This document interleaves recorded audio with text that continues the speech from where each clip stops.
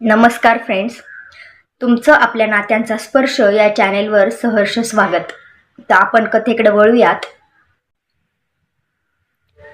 अभिषेक दुसऱ्याच एका मुलीवर प्रेम करत होता, पण त्याच्या वडिलांनी जबरदस्तीने आपल्या मुलाचं लग्न गावातल्या मुलीशी लावून दिलं. त्याची नवीन नवरी वंदनाने डोक्यावर पदर घेतला होता. जेव्हा तिने पदर काढण्याचा प्रयत्न केला तेव्हा अभिषेकने आपल्या नवरीचा चेहरा बघायला नकार दिला. त्यानंतर वंदनाने कधीच पदर काढला नाही. पण एके दिवशी जेव्हा त्या पदरामागचं रहस्य समोर आलं तेव्हा अभिषेकच्या पायाखालची जमीनच सरकली. अभिषेक शहरात परत गेला, शिक्षण पूर्ण केलं आणि आता त्याने कॉर्पोरेट ऑफिसमध्ये नोकरीसाठी अर्ज केलेला होता. त्याचं स्वप्न होतं की शहरात एक छोटंसं घर असावं आणि त्या घरात त्याने त्याची प्रेमिका पूजा हिच्यासोबत राहावं. पण बहुतेक नियतीला काही वेगळंच मान्य होतं. अभिषेकचे वडील मनोहरराव त्यांच्या मनात काही वेगळंच होतं. जेव्हा अभिषेकने पहिल्यांदा आपल्या वडिलांना पूजाविषयी सर्व काही सांगून तिच्यासोबत लग्न करण्याची इच्छा व्यक्त केली तेव्हा घरातलं वातावरण बदलून गेलं. अभिषेकचे वडील मनोजराव हे जुन्या विचारांचे व्यक्ती होते. ते रागातच ओरडत म्हणाले, आम्ही तुझं लग्न तुझ्या बालपणातच ठरवलं आहे, माझा बालपणीचा मित्र धनंजयच्या मुलीशी. त्यावेळी तुझ्या आईनेही होकार दिला होता. आता तू दुसऱ्या मुलीसोबत लग्न केलं तर आमचं नाक कापले जाईल. अभिषेकने खूप विरोध केला. तो म्हणाला, पप्पा, प्रेम कुणाशीही जबरदस्तीने करता येत नाही. पण त्या रात्री जेव्हा तो खोलीत आला तेव्हा त्याची आई राधा त्याच्याकडे काहीही न बोलता पाहत राहिली. अभिषेकची आई त्याला एकदा म्हणाली होती की बाळा, लग्न तिथेच कर जिथे तुझे मन रमेल. पण आता तिच्या डोळ्यात भीती होती. भीती नव्हे तर मूक संमती. तिसऱ्या दिवशी जेव्हा अभिषेकने पूजाला भेटायचं ठरवलं त्याच रात्री अभिषेकच्या वडिलांनी त्याला स्पष्ट सांगितलं, जर तू त्या पूजासोबत लग्न केलंस तर मी विष खाऊन मरेन. हे शब्द जणू त्याच्या काळजात घुसले आणि त्याच रात्री आई सुद्धा काहीही न बोलता, काहीही न सांगता आपल्या माहेरी निघून गेली. न कसलाही निरोप, ना काही बातमी. अभिषेक समोर आता फक्त दोनच मार्ग होते. एक तर आपल्या प्रियसीची निवड करून वडिलांना गमवावं किंवा वडिलांना वाचवून आपलं प्रेम गमवावं. काही आठवड्यानंतर अभिषेकचे लग्न वंदनासोबत मोठ्या थाटामाटात झाले. गावाभरातली माणसे आली होती. लग्नाअगोदर वरातीत नवरदेव घोड्यावर स्वार झाला, ढोलताशे वाजले. पण जर कोणी अभिषेकच्या डोळ्यात डोकावून पाहिलं असतं तर त्याला त्यात जराही आनंद दिसला नसता. ती नवरी मुलगी जिच्याशी त्याचं कधी बोलणंही झालं नव्हतं, जिचा चेहरा त्याने कधी पाहिला नव्हता, आता ती त्याची पत्नी होणार होती. लग्नानंतर जेव्हा नवरीने पहिल्यांदा खोलीत प्रवेश केला तेव्हा तिचा डोक्यावरील पदर पाहूनच अभिषेक म्हणाला, तू हा डोक्यावरील पदर कधीच काढू नकोस, मला तुझा चेहरा देखील पाहायचा नाही. नवरी काहीच बोलली नाही. शांतपणे एका कोपऱ्यात जाऊन बसली. अभिषेकच्या डोळ्यासमोर अजूनही पूजाचं चित्र तरळत होतं. पण ही तर फक्त सुरुवात होती. अभिषेकला तेव्हा काय माहिती होतं की ती डोक्यावर पदर घेतलेली मुलगी त्याच्या आयुष्यातील सर्वात मोठं सत्य येणार होतं. आणि ते सत्य असं असेल की त्याच्या पायाखालची जमीनच सरकून जाईल. नवीन नवरी जेव्हा आपल्या सासरच्या अंगणात पहिल्यांदा पाऊल ठेवते तेव्हा अपेक्षा असते की कोणीतरी तिचं स्वागत करावं, सासूने तिच्या डोक्यावर प्रेमानं हात फिरवावा, हसत खेळत बोलावं आणि नवऱ्याने तिच्याकडे प्रेमाने पाहावं. पण त्या दिवशी जेव्हा ती नवीन नवरी डोक्यावर पदर घेऊन घरात प्रवेश करत होती तेव्हा ना कोणता आनंद झाला, ना त्या नवीन नवरीचं स्वागत केलं गेलं आणि ना कुणी तिला अडवून नाव घ्यायला लावलं. घरात फक्त भयान शांतता होती. नवरीला हे लग्न घर वाटतच नव्हतं. अभिषेकची आई राधा अजूनही माहेरावरून परत आली नव्हती आणि अभिषेकचे वडील यांचा चेहरा कठोरच होता. ते फक्त नवीन नवरीला एवढंच म्हणायचे की सोनबाई, घरची कामं शिकून घे आणि तुझ्या खोलीबाहेर फारशी ये जा करत जाऊ नकोस. अभिषेक तर जणू भिंतीसारखा स्तब्ध झाला होता. लग्न झाल्यापासून त्याने त्या मुलीशी 2 शब्दही बोलले नव्हते. लग्नाला आता 2 आठवडे झाले होते. ती मुलगी रोज सकाळी लवकर उठायची, संपूर्ण घराची साफसफाई करायची, चूल पेटवायची, नाश्ता बनवायची आणि मग दिवसभर एकटीच एका कोपऱ्यात बसून राहायची. अभिषेकच्या वडिलांना तिचं हे शांत राहणं पसंत पडलं होतं. सून खूप साधी सरळ आहे, फारसं बोलत नाही, छान आहे असं ते कायम म्हणायचे. पण अभिषेकला तिच्या या शांततेचा राग येत होता. ही मुलगी कोणत्या मातीची बनली आहे? अभिषेकला माहीत होतं की हे लग्न त्याच्या इच्छेविरुद्ध झालं आहे, पण समोरच्या व्यक्तीचं हे शांत राहणं त्याला आणखी अस्वस्थ करत होतं. तिच्या मनात काय चाललंय हे जाणून घ्यायचा त्याने कधीच प्रयत्न केला नव्हता. तिचं नाव काय आहे, तिला कसं वाटत असेल. एके दिवशी संध्याकाळी अभिषेक आपल्या खोलीत बसला असताना दारावर हळूच टकटक वाजले. मी आत येऊ शकते का? अभिषेक चमकला. ही पहिलीच वेळ होती जेव्हा त्याच्या पत्नीने खोलीमध्ये येण्यासाठी त्याच्याजवळ परवानगी मागितली होती. काय पाहिजे? त्याने रुक्ष स्वरात विचारले. तुमच्या आईचा फोन आला होता, त्या ठीक आहेत, पण अजून काही दिवस तिथेच राहणार आहेत, तिने हळू आवाजात सांगितलं आणि मागे वळून निघून गेली. अभिषेकने पहिल्यांदाच तिचा आवाज ऐकला होता, अतिशय शांत. दुसऱ्या दिवशी टपालातून अभिषेकची आई राधाचं पत्र आलं. बाळा अभिषेक, मला माहीत आहे तू माझ्यावर खूप रागावला असशील, पण तुझ्या वडिलांची अवस्था बघून मी मजबूर झाले होते. त्या मुलीला आपलंसं करणं एवढं सोपं नाही, पण बाळा, तिनेही आपलं एखादं स्वप्न मारलं असेल, अगदी तशीच जशी तू तुझी इच्छा मारलीस. जर कधी वेळ मिळाला तर तिचं मन वाचायचा प्रयत्न कर. अभिषेकने पत्र दुमडून खिशात ठेवलं. कदाचित पहिल्यांदाच त्याच्या मनात एक विचार आला, त्या मुलीनेही आपल्या इच्छा आकांक्षांचा त्याग केला असेल का? लग्नाला आता 1 महिना झाला होता. एक दिवशी घरातील वीज गेली. अभिषेकला आपल्या खोलीतून मेणबत्ती आणायला जावं लागलं, पण तो खोलीत शिरताच त्याने पाहिलं, त्याची पत्नी खिडकीजवळ बसून मेणबत्तीच्या प्रकाशात शांतपणे काहीतरी लिहित होती. अभिषेकला पहिल्यांदाच पदराच्या पलीकडे तिची बोटं आणि तिची उपस्थिती जवळून जाणवली. काय करते आहेस? ती चमकली. लगेच उठून पदर ओढावून घेतला. काही नाही, असंच. अभिषेकने तिच्याकडे पाहिलं आणि काही न बोलता खोलीबाहेर निघून गेला. पण त्याच्या डोळ्यात पहिल्यांदाच उत्सुकता होती. ही मुलगी कोण आहे? एवढी शांत का राहते? तरीही एवढी मजबूत का दिसते? एके रात्री अचानक जोरदार पाऊस आला आणि अभिषेकने आपल्या पत्नीला खोलीबाहेर एकटं बसलेलं पाहिलं. त्याचे पाय आपोआप तिच्याकडे वळाले. त्याने पहिल्यांदाच विचारलं, तुझं नाव काय आहे? त्या मुलीने हळूच चेहऱ्यावरील पदर थोडासा सारला, पण चेहरा अजूनही दिसला नाही. ती फक्त एक शब्द म्हणाली, वंदना. अभिषेकचे डोळे आश्चर्याने मोठे झाले. वंदना? हे नाव त्याला ओळखीचे वाटले, पण कसं? अभिषेक खोलीत शांतपणे बसला होता. समोर ठेवलेला चहा थंड झाला होता, पण त्याच्या मनात मात्र भडका उडाला होता. वंदना हे नाव मी कुठेतरी ऐकले. डोक्यात शाळेचे जुने दिवस फिरू लागले. बालपणीच्या यात्रा, कुठल्या तरी पुस्तकावर लिहिलेलं नाव. रात्री त्याला झोपच आली नाही.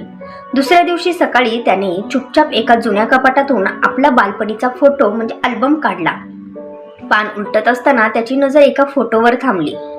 तो एक दुसरसा फोटो, ज्यात तो 7 वर्षांचा होता आणि त्याच्या शेजारी एक मुलगी उभी होती.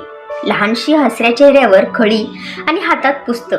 खाली लिहिलं होतं, वंदना, वडिलांचे मित्र धनंजय यांची मुलगी. काय ही तीच वंदना आहे का? त्याच्या मनातल्या खळबळीने वेग घेतला. अभिषेकला हळूहळू आठवण येऊ लागली. धनंजय काका अनेकदा आपल्या कामानिमित्त शहराला जात असताना आणि त्यावेळी आपली मुलगी वंदनाला काही दिवसांसाठी अभिषेकच्या वडिलांकडे सोडून जात असत. ती एक प्रेमळ, शांत आणि चुपचाप राहणारी मुलगी होती, जी अभिषेक सोबत शिकायची, खेळायची आणि कधी कधी त्याच्यासोबत शेतातही पळून जायची. एके दिवशी ती म्हणाली, अभिषेक, जेव्हा मी मोठी होईल तेव्हा तू माझ्याशी लग्न करशील का? आणि अभिषेक तेव्हा हसून म्हणाला होता, तू तर गावातली मुलगी आहेस, मी तर शहरातल्या एका सुंदर मुलीशी लग्न करणार. बालपणीचं ते निष्पाप बोलणं आता त्याच्या हृदयात बाणासारखं टोचत होतं.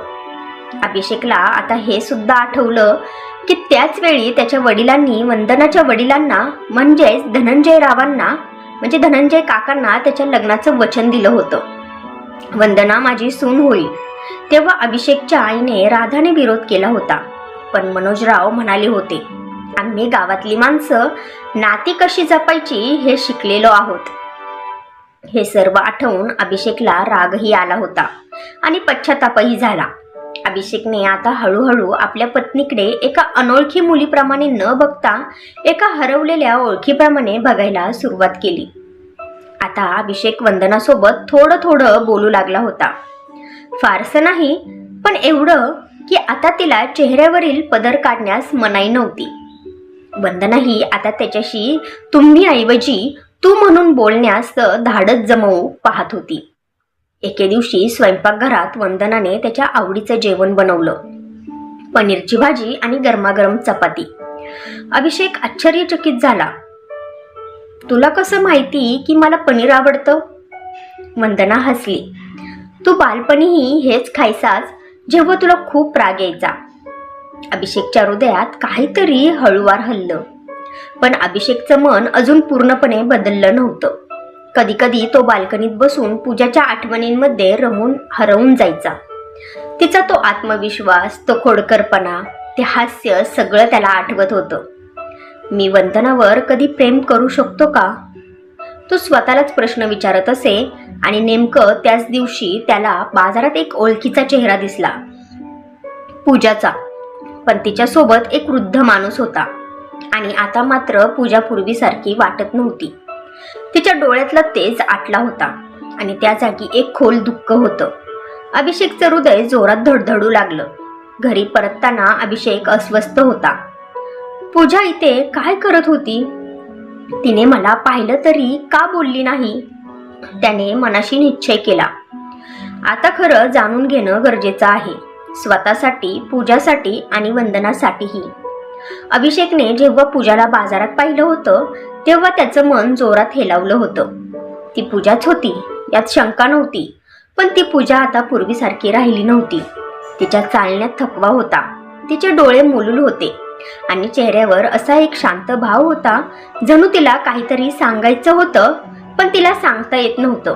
तो तिच्या जवळ जाऊ इच्छित होता, पण असं काहीतरी होतं जे त्याला थांबवत होतं. ती अजूनही माझ्यावर प्रेम करत असेल का? तिने दुसऱ्या कोणाशी तरी लग्न केलं असेल का? जर ती अजूनही एकटी आहे तर मी? तो प्रश्नात गुरफटून घरी परतला. त्या रात्री अभिषेकने पहिल्यांदाच वंदनाला विचारलं, तू आपल्या लग्नामुळे खुश आहेस का ग? वंदना थोड्या वेळ शांत राहिली आणि मग म्हणाली, मी कधीच कोणाकडून काहीच अपेक्षा केली नाही अभिषेक. फक्त एवढीच अपेक्षा आहे की ज्याला मी आपलं समजेन त्याने मला परक समजू नये. तिचे शब्द अभिषेकच्या मनाला खुपले. काय मीही तिच्यासोबत तेच केलं जे माझ्यासोबत झालं? 3 दिवसांनी अभिषेकची आई राधा परत आली. चेहऱ्यावर थकवा होता, पण डोळ्यात पश्चातापाच्या रेषाही होत्या. अभिषेकने आईला मिठी मारली. आई, तू मला सोडून का गेलीस होती? राधाने त्याच्या डोक्यावर हात ठेवला. बाळा, मजबुरी होती रे. तुझ्या वडिलांच्या हट्टापुढे मी काहीच करू शकले नाही. आता मला माहित आहे की तू आणि वंदना दोघंही या नात्याने खुश नाहीत. राधाचे डोळे वंदनाकडे वळाले. माफ कर सुनबाई, आई असूनही मी तुझी साथ देऊ शकले नाही. वंदना राधाच्या पाया पडली आणि तिला म्हणाली, आई, मी तर फक्त हे नातं निभवायला आले होते आणि जर हे नातं माझ्या नशिबातच नसेल तर मी परत निघून जाईन. अभिषेक चमकला. दुसऱ्या दिवशी अभिषेकने धीर एकवटला आणि पूजाच्या घरी गेला. पूजाने दार उघडलं. एका क्षणासाठी दोघं एकमेकांकडे बघत राहिले. इतक्या वर्षांचं प्रेम, फसवणूक, वेदना एका नजरेत बाहेर पडलं. पूजा अभिषेकला हळू आवाजात म्हणाली, तू आता का आला आहेस अभिषेक? जेव्हा मी वाट बघत होते तेव्हा तर तू काहीही न सांगता दुसऱ्या मुलीसोबत लग्न केलंस. अभिषेकच्या डोळ्यात पाणी आलं. म्हणाला, मला मजबूर केलं होतं पूजा. पूजा ही स्वतःला आवरू शकली नाही. म्हणाली, मीही खूप सहन केलं अभिषेक. घरच्यांनी मला दोषी ठरवलं, चारित्र्यहीन म्हटलं आणि माझं शिक्षण सोडवलं गेलं आणि आज मी फक्त घरामध्ये शिवणकाम करून आई वडिलांचा संसार चालवते आहे. दोघं काही वेळ शांत राहिले. मग अभिषेक म्हणाला, पूजा, तू अजूनही माझ्यावर. पूजाने खाली मान घातली आणि मग म्हणाली, प्रेम होतं अभिषेक, आत्ताही आहे कदाचित, पण आता तुझं नाव दुसऱ्या मुलीच्या नावाबरोबर जोडलं गेले. ती मुलगी, तिच्यासोबत कधी तुझं लग्न होईल असं वाटलं नव्हतं, ती आज तुझं घर सांभाळते. विचार कर, कोणाचं दुःख जास्त आहे, माझं की तिचं? घरी परतून अभिषेकची अवस्था अत्यंत वाईट झाली होती. त्याला रात्रभर झोप आली नाही. सकाळी त्याने वंदनाला बोलावलं आणि म्हणाला, वंदना, मला माफ कर, मी तुझ्यावर खूप अन्याय केला आहे. मी अजून तुझा चेहरा देखील पाहिला नाही, तुझे म्हणणे ऐकले नाही, तुझं मन जाणून घेतलं नाही. पण आज मला कळतंय की जिच्याशी माझं लग्न झालं ती फक्त माझी मजबुरी नाही, तर माझी जबाबदारी आहे आणि कदाचित प्रेमही. वंदनाचे डोळे भरून आले. तिने विचारलं, तू मला पूर्ण मनानं स्वीकारशील का अभिषेक? अभिषेकने तिचा हात हातात घेतला. मी प्रयत्न करेन वंदना, रोज, प्रत्येक श्वासाबरोबर. आता अभिषेक समोर भूतकाळातल्या गुंतागुंती नव्हत्या, तर वर्तमानातलं सत्य होतं. त्याने पूजाला आदरपूर्वक निरोप दिला आणि आता त्याचं जग फक्त एका नावाबरोबर जोडलं जाऊ लागलं होतं. ते नाव होतं वंदना. अभिषेकने जेव्हा वंदनाचा हात हातात घेतला तेव्हा तिच्या डोळ्यात वर्षानुवर्ष साठलेल्या भावना एका क्षणात बाहेर पडल्या. पण हे अश्रू फक्त आनंदाचे नव्हते, त्यात भीतीही होती. वंदना आता अभिषेकशी डोळे मिळवू शकत होती, पण मनात मात्र एक प्रश्न सतत घोळत होता.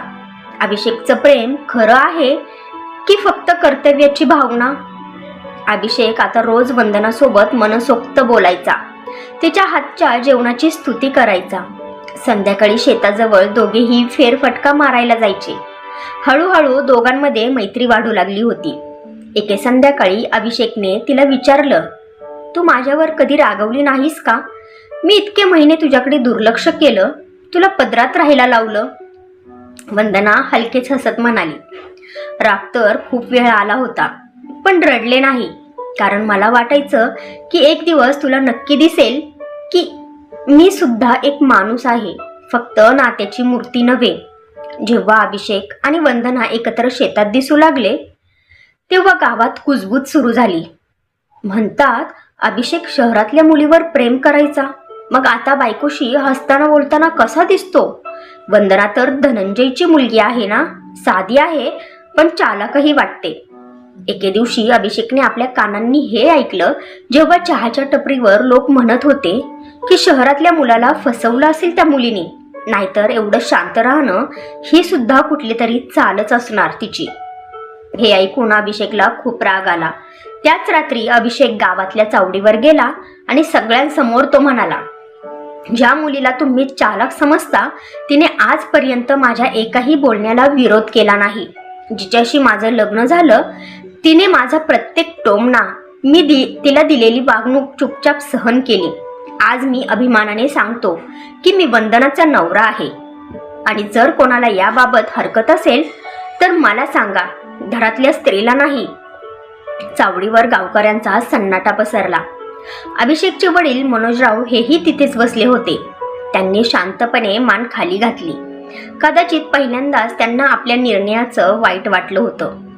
त्या रात्री अभिषेक परत आला तेव्हा वंदना वरंड्यात बसली होती. तिच्या डोळ्यात ती चमक होती जी वर्षानुवर्षे कुठेतरी हरवली होती. ती म्हणाली, आज पहिल्यांदाच कुणीतरी मला माझ्या नावाने हाक मारली, तेही सन्मानाने. ती हळूवार म्हणाली. अभिषेकने तिच्याकडे पाहिलं आणि म्हणाला, आणि ही शेवटची वेळ नसेल. आता तुझं नाव फक्त माझी पत्नी म्हणून नाही तर माझ्या आयुष्याचा भाग म्हणून घेतलं जाईल वंदना. एके रात्री अभिषेक उशिरा घरी परतला तेव्हा त्याने पाहिलं वंदना आपल्या खोलीत रडत होती. हातात एक जुना लिफाफा होता. त्याने विचारलं, काय झालं आणि हे काय आहे? वंदनाने थरथरत्या हातांनी लिफाफा पुढे केला.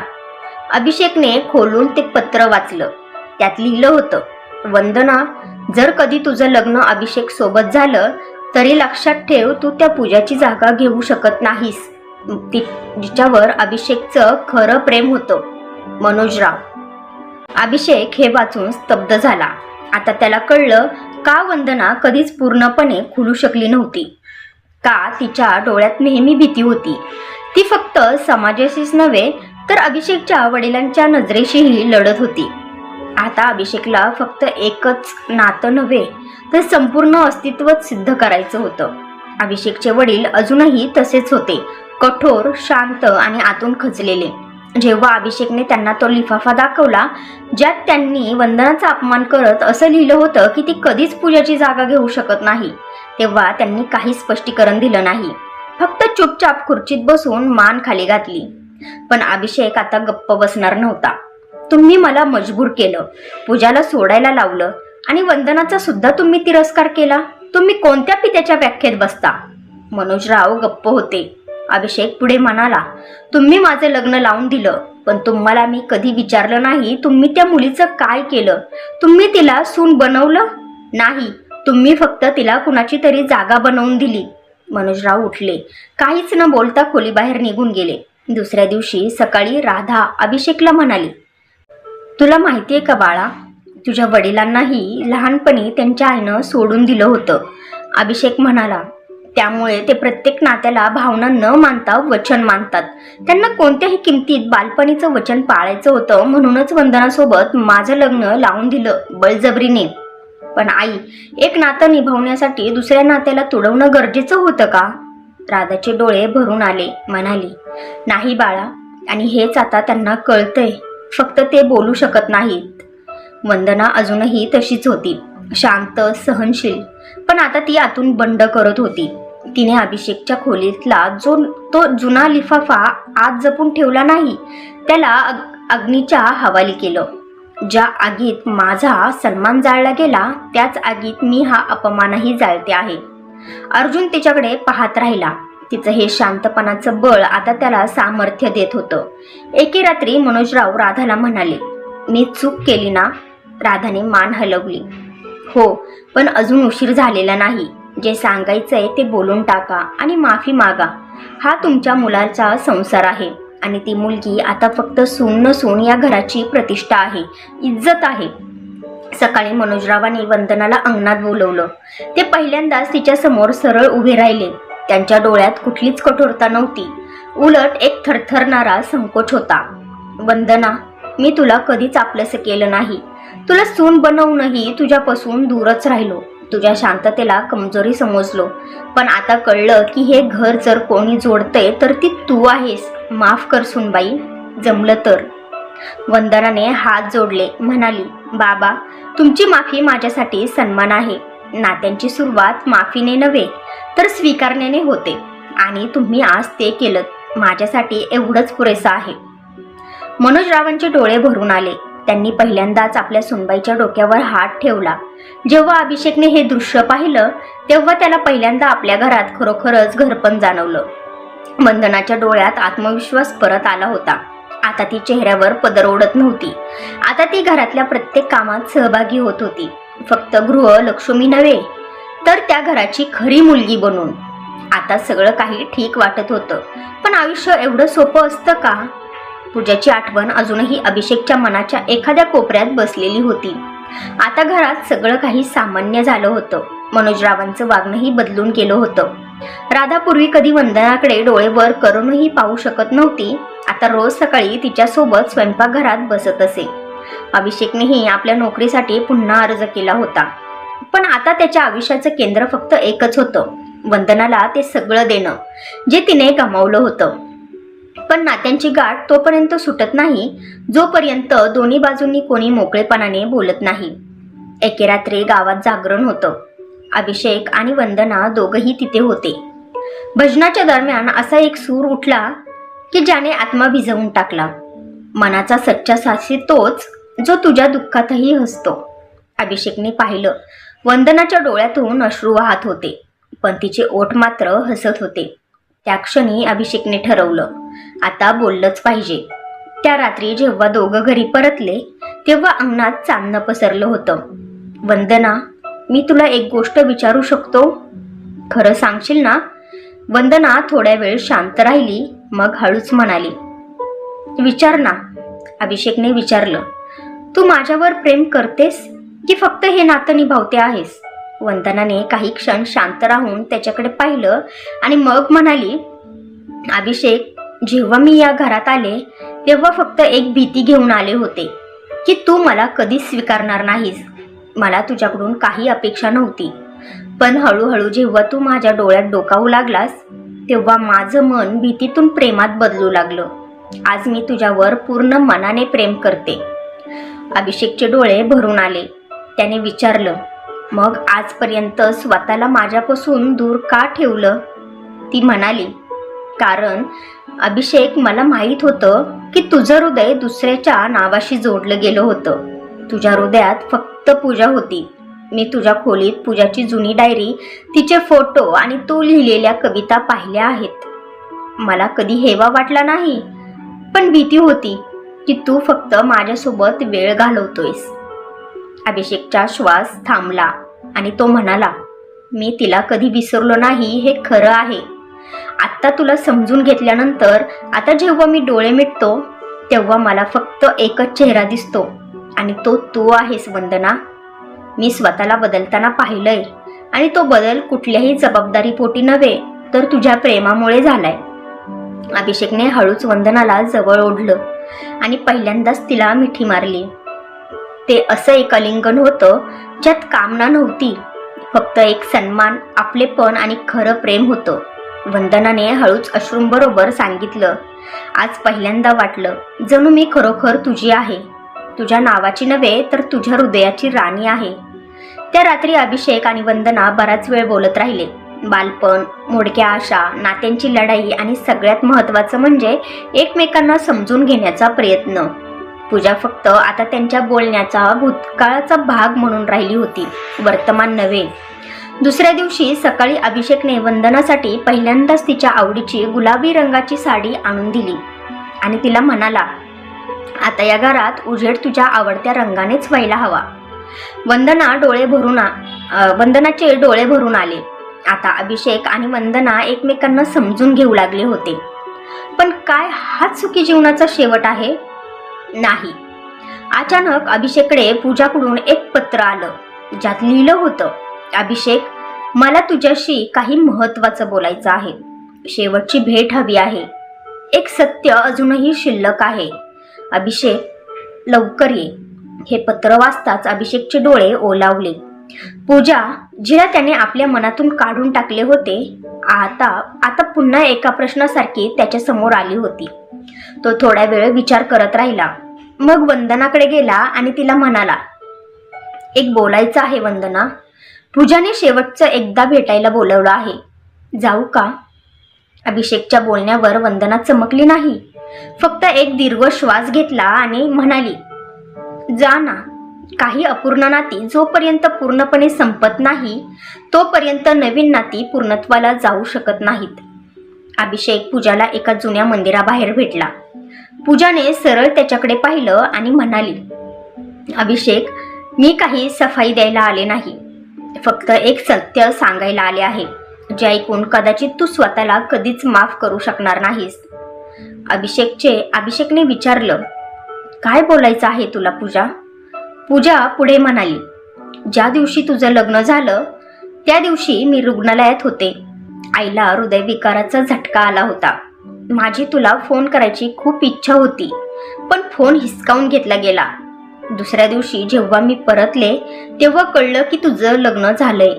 मी तर मानलं होतं की तूच मला सोडून दिलंस. पण अजून एक गोष्ट होती. अभिषेकचा श्वास थांबला. अभिषेक, ज्या मुलीशी तुझ्या लग्नाची चर्चा सुरू होती ती मीच होते. अभिषेक, हो, तुझ्या वडिलांनी माझ्या वडिलांशी संपर्क केला होता, पण जेव्हा त्यांनी ऐकलं की मी शहरात नोकरी करते, शिकलेली आहे, तेव्हा त्यांनी लग्नाला नकार दिला आणि म्हणाले, आम्हाला साधी सरळ गावातली मुलगीच हवी आहे. आणि मग तुझ्या वडिलांनी आपल्या गावातल्या मित्र धनंजय काकांच्या मुलीशी लग्न ठरवलं, वंदनासोबत. अभिषेक आता स्तब्ध उभा राहिला. म्हणाला, म्हणजे हे नातं फक्त जबरदस्तीचे नव्हे, माझ्यासाठी नाही तर तुझ्यासाठीही तोडलं गेलं होतं. पूजाने मान हलवली आणि म्हणाली, हो, पण जेव्हा मी तुला लग्नानंतर पाहिलं, रागात, शांत, आणि वंदनाचा तिरस्कार करताना तेव्हा मी खचले. वाटलं जर तुझं माझ्यावर खरंच प्रेम असतं तर तू एकदा तरी मला विचारलं असतंस. पण कदाचित तुला वंदनाचा तिरस्कार करण्याचाही अधिकार नव्हता. अभिषेक, तुझी पत्नी खूप मजबूत आहे. मला तिच्याबद्दल कुठलीच तक्रार नाही. फक्त एकच सांगायचं होतं, माझा आता तुझ्यावर काहीच हक्क उरलेला नाही. पण तू आता तिच्याशी नीट राहा. ती मुलगी तुझ्या प्रेमाची हक्कदार आहे. मी फक्त एक भूतकाळ आहे. अभिषेकच्या डोळ्यातून अश्रू वाहू लागले. तो पूजाला काहीच बोलू शकला नाही. फक्त हात जोडले आणि हळूहळू मंदिराच्या पायऱ्या उतरत जड अंतकरणाने घरी परतला. घरी आल्यावर वंदनाने त्याला विचारलं, भेट कशी होती? अभिषेकने तिचा हात हातात घेतला आणि म्हणाला, जणू कुणी जुन्या जखमेवर मलम लावला. आता कुठलाच भ्रम नाही, कुठलाच पश्चाताप नाही. वंदना हसली. आता अभिषेक पूर्णपणे वंदनाचा झाला होता. पण कहाणी इथेच संपत नाही. पूजाच्या बोलण्याने अभिषेकच्या वडिलांचे खोटं आणि त्याचा अहंकार उघडीस आला होता. आता अभिषेक आणखी एक पाऊल पुढे टाकू इच्छित होता. फक्त स्वतःसाठी नव्हे तर वंदनासाठी. त्याने ठरवलं, आता वंदनाबरोबर पुन्हा 7 फेरे घ्यायचे, पुन्हा लग्न करायचं. यावेळी पूर्ण सन्मान आणि अधिकाराने. अभिषेक आता प्रत्येक भ्रमातून मुक्त झाला होता. पूजा आता फक्त भूतकाळ होती आणि वंदना त्याचं वर्तमान आणि भविष्य होतं. त्याने रात्री कुटुंबाला एकत्र बोलवलं आणि तो म्हणाला, आज मी एक घोषणा करू इच्छितो. त्याच्या बोलण्याने सगळेच चमकले. मनोजराव आणि राधाच्या डोळ्यात उत्सुकता होती. पुढे अभिषेक म्हणाला, मी आणि वंदना पुन्हा 7 फेरे घेणार आहोत, पुन्हा लग्न करणार आहोत. यावेळी पूर्ण अधिकार आणि सन्मानाने. वंदना चमकली.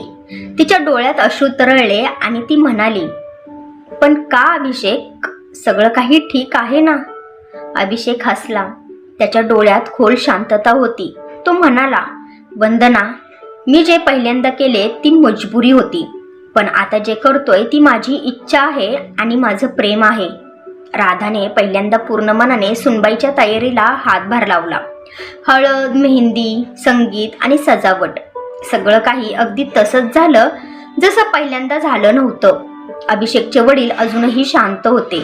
पण त्यांनी सर्वांसमोर अभिषेकच्या खांद्यावर हात ठेवला आणि म्हणाले, यावेळी तुझ्या लग्नात मी स्वतः घोड्यापुढे चालेल बाळा.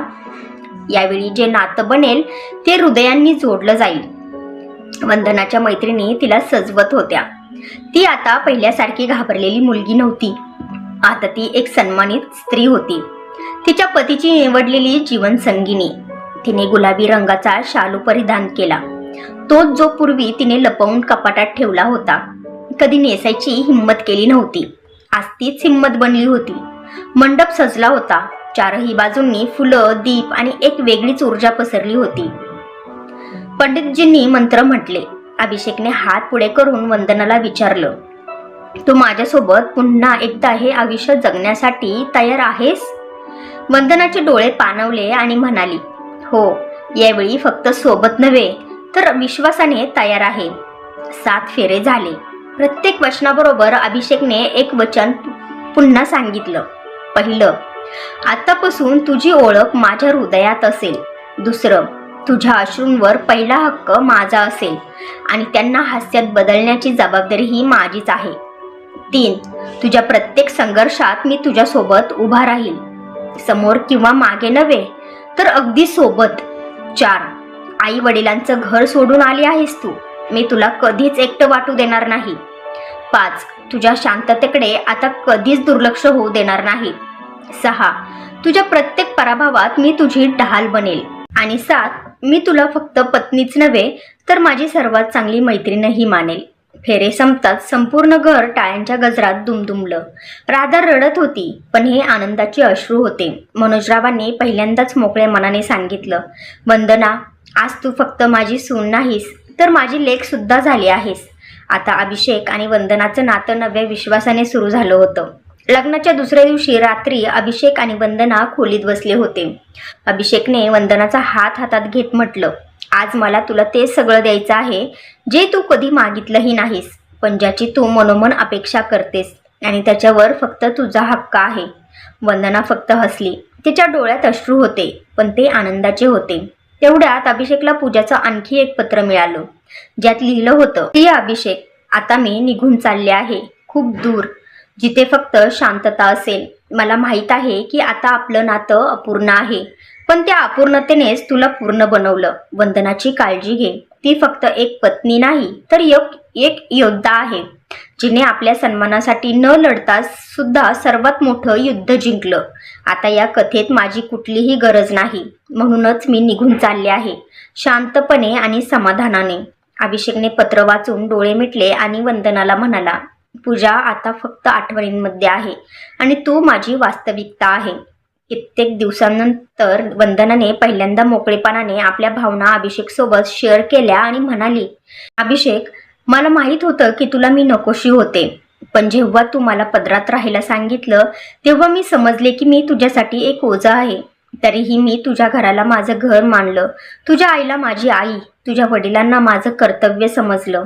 कारण मला माहीत होतं की हे नातं वाचवायचं असेल तर मला स्वतःला तोडून नव्हे तर जोडून घ्यावं लागेल."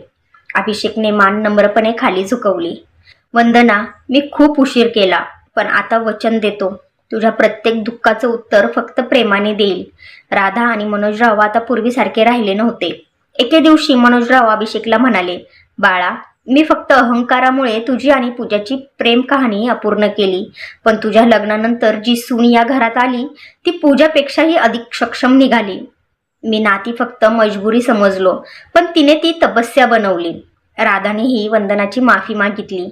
"मी आई असूनही खरी आई होऊ शकले नाही, पण आता माझी इच्छा आहे की तू फक्त सून न राहता माझे लेक बनून हे घर उजळावं." कहाणी इथे संपलेली नव्हती. जेव्हा गावकऱ्यांनी ऐकलं की अभिषेकने आपल्या पत्नीशी पुन्हा लग्न केलं तेव्हा प्रश्न उपस्थित झाले, असं का? कुणावर तरी प्रेम होतं का? पहिलं लग्न खोटं होतं का? पण वंदनाने पहिल्यांदाच गावच्या चौडीवर उभं राहून उत्तर दिलं, "पहिलं लग्न मजबुरी होती, दुसरं लग्न सन्मान आहे. आणि जेव्हा एखादं नातं सन्मानाने जोडलं जातं तेव्हा समाजाच्या परवानगीची गरज नसते." संपूर्ण गावात सन्नाटा पसरला आणि मग टाळ्या वाजू लागल्या. काही महिन्यांनी वंदना गरोदर राहिली. अभिषेक आणि राधा तिच्यासाठी तिच्या आवडीचे स्वतः जेवण बनवायचे, तिचे पाय दाबायचा आणि दररोज देवाचे आभार मानायचा. पण पूजाने कधीच लग्न केलं नाही. तिने एक महिला आश्रम सुरू केलं होतं, जिथे ती अशा मुलींना आधार देत असे ज्यांना समाजाने नाकारलं होतं. काही नाती अपूर्ण राहतात, जेणेकरून इतर नाती पूर्णपणे फुलू शकतील. आणि कधी कधी एक अपूर्ण प्रेम हे खऱ्या नात्याचा पाया बनतं. अभिषेक आणि वंदनाची ही कहाणी सांगते की मजबुरीने जोडलेली नाती सुद्धा पूर्णत्वाला जाऊ शकतात, पण जर त्यात समर्पण असेल, वेळ असेल आणि खरा सन्मान असेल तरच. तर मित्र आणि मैत्रिणींनो, तुम्हाला ही कथा कशी वाटली मला कमेंट करून नक्की सांगा. तुम्हाला ही कथा आवडली असेल तर आपल्या नात्यांचा स्पर्श या चॅनेलला सबस्क्राईब नक्की करा आणि कथेला लाईक करायला विसरू नका. तर भेटूया पुन्हा अशाच नवीन कथेसोबत. तोपर्यंत धन्यवाद.